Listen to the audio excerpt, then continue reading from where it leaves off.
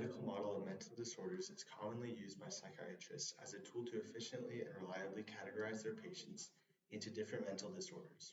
It views mental illness as similar to a physical illness, having symptoms that can be fixed. Using the medical model, psychiatrists compare the patient's behavior to the cultural norm. Any irregularities are noted and the patient is diagnosed with a specific mental disorder, depending on the irregular behavioral symptoms that are present.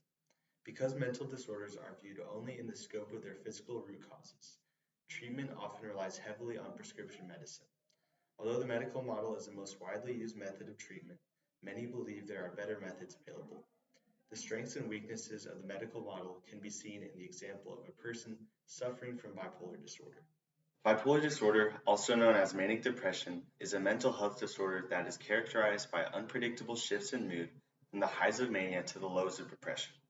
During manic episodes, a person will feel very energetic and optimistic and will feel capable of achieving anything that they put their mind to. Depressive episodes will have the same exact person, but feeling the opposite effects. They will feel sad, low energy, hopeless, and disinterested. The intensity of these episodes depends on the type of bipolar disorder that the person is suffering from. And there are three types: bipolar 1, bipolar 2, and cyclothymia, which is also known as cyclothemic disorder. A person suffering from bipolar 1 will have manic episodes that last at least 7 days, and depressive episodes that last at least 14 days. These episodes are very intense, having someone feel very elated during manic episodes and very down during depression episodes. Bipolar 2 explains a cycle between depressive episodes and a less intense form of mania called hypomania. And the depressive episodes of bipolar 2 can actually last as long or longer than the depressive episodes of bipolar 1.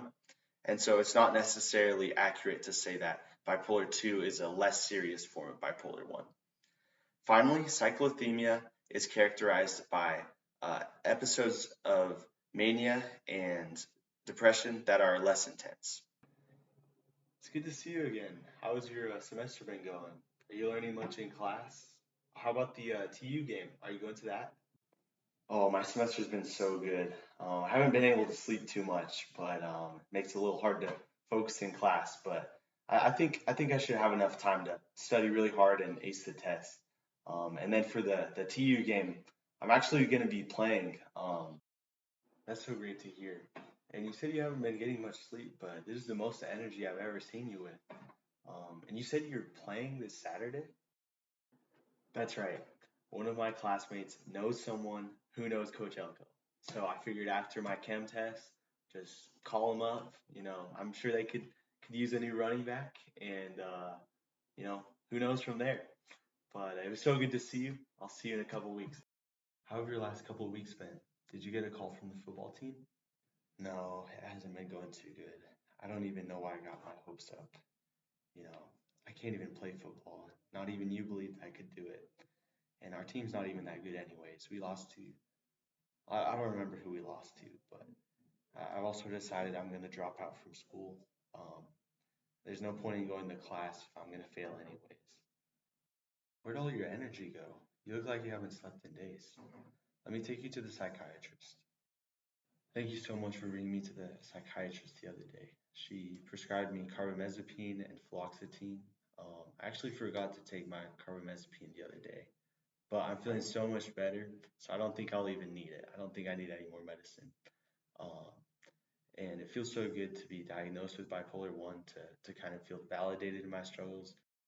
This example shows the many ways that bipolar disorder can affect the patient.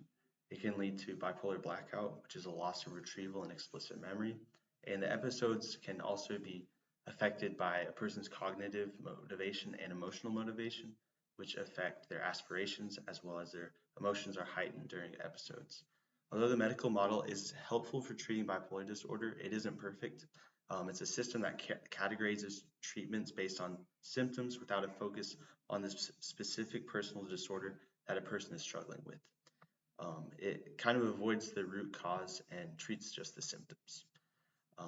This means that if a patient forgets to take their medicine, bipolar disorder is a chronic disease, meaning the patient will revert to their episodes.